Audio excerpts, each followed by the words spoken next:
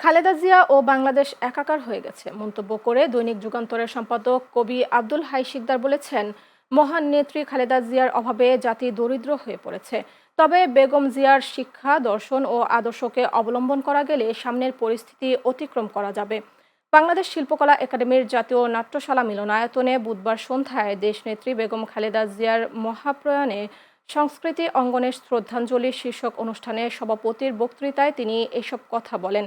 অনুষ্ঠানে প্রধান অতিথির বক্তৃতা করেন বিএনপির স্থায়ী কমিটির সদস্য বেগম সেলিমা রহমান। এছাড়াও বক্তৃতা করেন আয়োজক সংগঠনের যুগ্ম আহ্বায়ক রফিকুল ইসলাম, সাংস্কৃতিক সংগঠক আহসান উল্লাহ চৌধুরী, জাতীয়তাবাদী মুক্তিযোদ্ধা দলের সভাপতি ইশতিয়াক আজিজ উলফত, 21শে পদকপ্রাপ্ত সঙ্গীত শিল্পী ফাতেমাতুজ জোহরা, বিএনপি নেতা অধ্যাপক সুকোমল বড়ুয়া, রেজাবুল দৌলা চৌধুরী সহ আরও অনেকেই। বাংলাদেশ আর বেগম খালেদা জিয়া ছিলেন পরস্পরের পরিপূরক। বাংলাদেশ মানে বেগম খালেদা জিয়া, বেগম খালেদা জিয়া মানে বাংলাদেশ।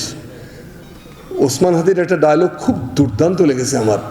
ও বলেছে যে বেগম খালেদা জিয়া যখন হাসে তখন আমরা বুঝতে পারি যে বাংলাদেশ ভালো আছে। বেগম খালেদা জিয়া যখন কাঁদে, তার চোখে যখন অস্ত্র দেখি তখন মনে হয় যে বাংলাদেশ বড় কষ্টে আছে।